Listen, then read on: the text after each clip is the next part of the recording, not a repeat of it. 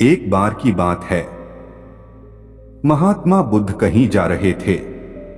रास्ते में उन्होंने देखा कि एक अधेड़ व्यक्ति एक चट्टान पर बैठा रो रहा है। वे उसके पास गए और बोले, क्या बात है वत्स, तुम कौन हो और क्यों रो रहे हो? महात्मा बुद्ध की बात सुनकर उस व्यक्ति की सिसकियां थम गईं। वह अपने आंसू पोंछता हुआ बोला, मैं पास के गांव का रहने वाला एक बदनसीब व्यापारी हूं। मैं जो भी काम करता हूं वह बिगड़ जाता है। व्यापार के चक्कर में मैंने अपनी पत्नी के गहने गंवा दिए, मैंने अपने परिवार को भी खो दिया, यहां तक कि मेरा घर भी गिरवी पड़ा है। मुझे तो लगता है कि मैं किसी काम का नहीं हूं। मेरी किस्मत ही खराब है। उसकी बात सुनकर महात्मा बुद्ध बोले, तुमसे किसने कहा वत्स कि तुम्हारी किस्मत खराब है? जरा मैं भी तो जानूं कि तुम्हारी किस्मत में क्या खराबी है। वह व्यक्ति बोला, पहले मैं खेती करता था, पर हर साल उसमें घाटा होता था। कभी सूखा पड़ जाता तो कभी ज्यादा बारिश के कारण फसल बर्बाद हो जाती। इससे परेशान होकर मैंने व्यापार करने का निश्चय किया। मैंने पत्नी के गहने बेचकर अपना व्यापार शुरू किया, लेकिन मेरा व्यापार नहीं चला। शुरू में परिवार वालों ने मेरा साथ दिया, लेकिन जैसे जैसे मुझे नुकसान होने लगा, मेरे परिवार वाले भी मुझसे दूर हो गए। मैं यह सब उनके लिए ही कर रहा था, लेकिन अब वे लोग मुझे देखकर नजरें फेर लेते हैं और मुझे ही मेरे परिवार की दुर्दशा का जिम्मेदार ठहराते हैं। उस व्यक्ति ने एक लंबी सी सांस ली और फिर बोला, मेरा एक मित्र है, उसने भी मेरे साथ अपना व्यापार शुरू किया था। उसका व्यापार अच्छा चल रहा है। वह जब भी मेरे घर आता है तो अपनी सफलता की कहानियां सुनाता है। उसकी बातें सुनकर मेरे घर वाले भी कहते हैं कि उसे देख और कुछ सीख। हमें तो लगता है कि तेरे वश का कुछ भी नहीं है। उन लोगों की बातें सुन सुनकर अब तो मुझे भी लगने लगा है कि शायद मेरे वश का कुछ भी नहीं है। अब तो मुझे अपना जीवन ही व्यर्थ लगने लगा है। मेरे मन में ख्याल आता है कि अपना जीवन समाप्त कर लूं। मैं यहां आया भी इसी इरादे से था, लेकिन हिम्मत नहीं कर पाया, इसीलिए यहां एकांत में बैठा विलाप कर रहा था। महात्मा बुद्ध बोले, ओह तो ये बात है। वैसे क्या तुम इसके अलावा कुछ और भी कहना चाहते हो? उनकी बात सुनकर वह व्यक्ति बोला, एक ओर मेरा हर काम खराब हो जाता है, दूसरी ओर मेरा मित्र है जो हर समय मुझे नीचा दिखाने का प्रयत्न करता रहता है। मुझे समझ में ही नहीं आता है कि मैं क्या करूं। महात्मा बुद्ध बोले, क्या तुम अपने मित्र की बातें सुनकर दुखी हो जाते हो? हाँ, मैं उसकी बातें सुनकर स्वयं दुखी हो जाता हूं, उस व्यक्ति ने जवाब दिया। महात्मा बुद्ध ने पूछा, तुम्हें किस बात का दुख होता है? अपने असफल होने का या फिर मित्र के सफल होने का? उनका सवाल सुनकर वह व्यक्ति एक पल के लिए सोच में पड़ गया। फिर वह बोला, अगर सच कहूं तो मुझे अपने असफल होने का उतना दुख नहीं होता है जितना कि मित्र के सफल होने का होता है। अर्थात यदि तुम्हारा मित्र असफल हो जाए तो तुम्हें खुशी होगी? महात्मा बुद्ध ने प्रश्न किया।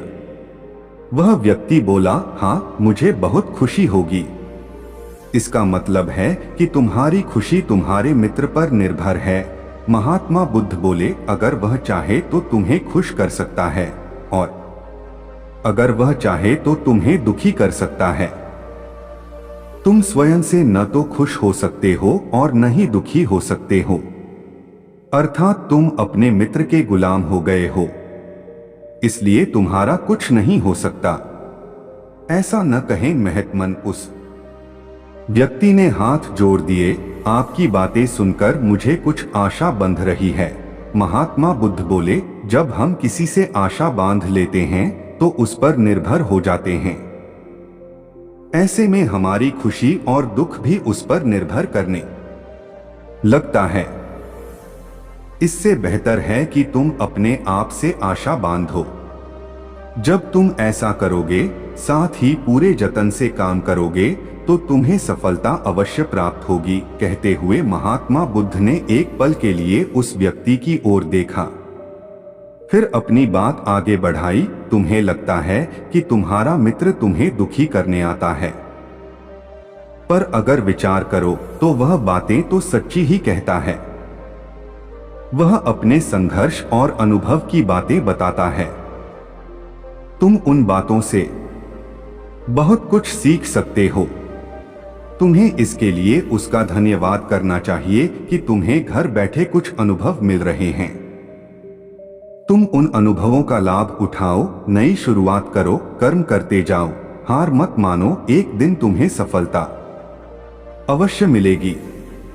आज तुम जिसे अपना बुरा वक्त या बुरी किस्मत कह रहे हो, एक दिन यह बदल जाएगी। इसी के साथ तुम्हारे विचार भी बदल जाएंगे।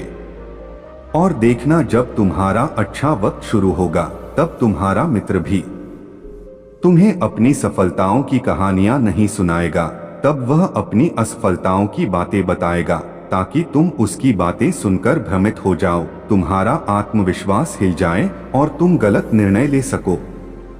लेकिन उस समय भी तुम्हें अपनी बुद्धि का प्रयोग करना होगा।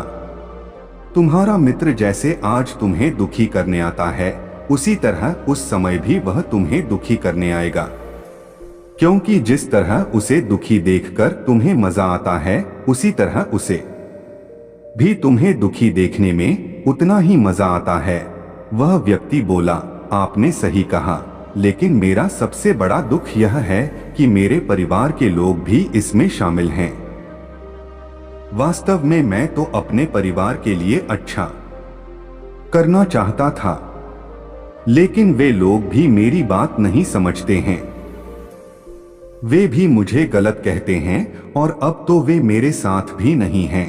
महात्मा बुद्ध बोले, मैं सब समझ गया। तुम सांत्वना चाहते हो। वास्तव में इस दुनिया में सभी लोग सांत्वना ही चाहते हैं। हम चाहते हैं कि हम जब भी कुछ करें तो लोग हमारी प्रशंसा करें, लेकिन आमतौर से ऐसा नहीं होता है, इसलिए हम दुखी हो जाते हैं। हमें लगता है कि हमारे मित्र, परिवार वाले सब मतलबी हैं। लेकिन तुम अगर किसी को अपना परिवार मानते हो और उसके लिए कुछ करना भी चाहते हो, तो तुम्हें ऐसा क्यों लगता है कि तुम दूसरों के लिए कुछ कर रहे हो? वास्तव में तुम अपनी खुशी के लिए कर रहे हो। इसलिए परिवार के लिए कुछ करना वास्तव में अपने लिए ही करना होता है।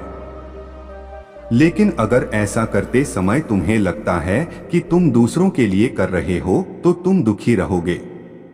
और अगर तुम्हें लगता है कि तुम अपने लिए कर रहे हो, तो तुम खुश रहोगे, क्योंकि जब तुम अपने लिए कुछ अच्छा करते हो या करना चाहते हो, तब तुम्हें सांत्वना की जरूरत नहीं पड़ती है। महात्मा बुद्ध की बातें सुनकर उस व्यक्ति के चेहरे के भाव बदल गए। वह बोला, आप सही कह रहे हैं, मैं समझ गया हूं। अब तक मेरी किस्मत खराब इसलिए थी क्योंकि वह दूसरों के हाथ में थी।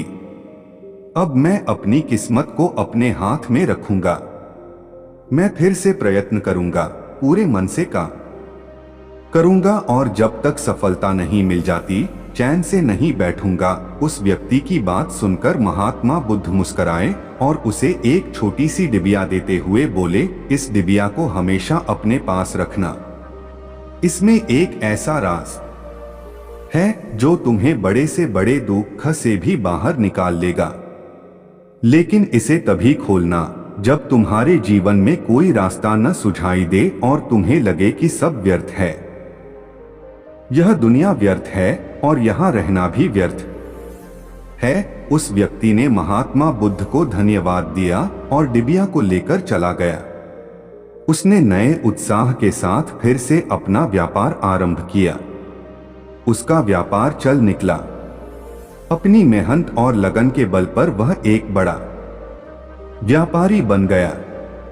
परिवार वाले भी उसके साथ आ गए और उसका जीवन हंसी खुशी बीतने लगा। अब वह भूतकाल का रोना छोड़ चुका था। वह भविष्यकाल की भी चिंता नहीं करता था, बस अपने वर्तमान को संवारने में लगा रहता था। और जो कुछ भी वह करता था वह अपने लिए करता था, अपनों के लिए करता था, इसलिए वह प्रसन्न था। उसके जीवन में अब कोई दुख नहीं था। लेकिन वक्त हमेशा एक जैसा नहीं रहता है, वह बदलता रहता है। उसके जीवन में भी बदलाव आया। एक दिन उसके राज्य पर पड़ोसी राजा ने चढ़ाई कर दी। उसने इस राज्य पर अपना कब्जा कर लिया। उसके सैनिकों ने चारों ओर लूटमार मचा दी। उन्होंने व्यापारी का सारा धन लूट लिया। उसके घर में आग लगा दी। जान बचाने के लिए उसे अपने परिवार के साथ वहां से भागना पड़ा। वह व्यक्ति अपने परिवार के साथ कई दिनों तक इधर उधर भटकता रहा। वह दाने दाने को मोहताज हो गया। उसका बच्चा बीमार हो गया। इलाज के अभाव में वह तड़पने लगा। यह देखकर उसका हृदय चीत्कार कर उठा। वह कैसे अपने बच्चे का इलाज कराए? उसके पास तो खाने के लिए भी पैसे नहीं थे। ऐसे में उसे एक बार फिर निराशा ने घेर लिया। उसे लगने लगा कि उसका जीवन व्यर्थ है, सारी दुनिया व्यर्थ है, किसी भी बात का कोई मतलब नहीं है। भले ही आप जीवन में कितना भी कुछ कर लो, कितनी भी सफलता हासिल कर लो, पर अंततः यह जीवन समाप्त ही होता है। तो फिर ऐसे में जीवित रहने का क्या फायदा? इससे तो अच्छा है कि वह अपना जीवन समाप्त कर ले। लेकिन तभी उसके दिमाग में महात्मा बुद्ध की दी हुई डिबिया कौंध उठी। उसने उत्सुकता के साथ उसे खोला। डिबिया के भीतर एक पर्ची रखी हुई थी। पर्ची पर कुछ लिखा हुआ था। उसे पढ़कर उसकी आंखों के आगे छाया निराशा का अंधेरा छंट गया और वह मुस्कुरा पड़ा। पर्ची पर लिखा हुआ था, यह समय भी बीत जाएगा। उसने डिबिया को अपनी मुट्ठी में भींच लिया और एक नई शुरुआत के लिए उठ खड़ा हुआ। दोस्तों, अगर आप भी ऐसी ही परिस्थिति से गुजर रहे हैं तो निराश न हो। अपने अतीत पर शोक मत करें, न ही भविष्य की चिंता करें। अपने वर्तमान को जिएं और उसे बेहतर बनाने के लिए सच्चे मन से प्रयत्न करें। यकीन जानें, जल्दी ही आपकी किस्मत भी बदलने वाली है।